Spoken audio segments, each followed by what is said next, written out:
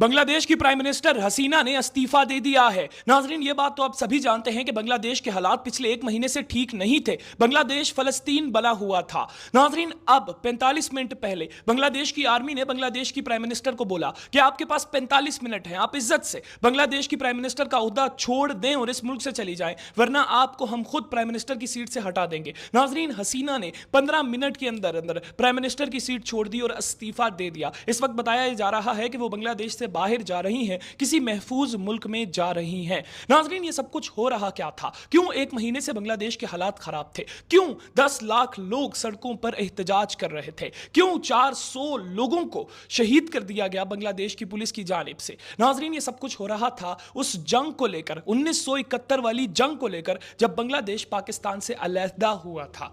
नाजरीन, ये बात तो आप सभी जानते हैं कि पहले पाकिस्तान और बांग्लादेश एक हुआ करते थे। फिर 1971 में एक जंग हुई, जिस जंग के बाद बांग्लादेश एक अलग मुल्क बन गया, पाकिस्तान एक अलग मुल्क बन गया। नाजरीन, अब बांग्लादेश में एक कानून ये था कि जिन लोगों ने 1971 वाली जंग में हिस्सा लिया और बांग्लादेश को पाकिस्तान से अलग करवाया, उन लोगों के बच्चों को सरकारी नौकरियां ज्यादा दी जाती थी। मतलब कि जो 100% कोटा है सरकारी नौकरियों का बांग्लादेश में, उसमें से डायरेक्ट 30% नौकरियां उन लोगों के बच्चों को दी जाती थी जिन्होंने 1971 वाली जंग में हिस्सा लिया। और बांग्लादेश की जो बाकी अवाम है उनको 40% सीटें दी जाती थी। और नाजरीन, 30% में से कुछ डिसेबल लोगों के लिए और कुछ माइनॉरिटीज के लिए। अब जो बांग्लादेश की आम आवाम थी वो कहती थी कि हम सब के लिए 40% सीटें, और उन लोगों के लिए जिन लोगों ने 1971 वाली जंग में हिस्सा लिया उनकी औलादों के लिए 30% सीटें, जबकि उनकी तादाद कम है।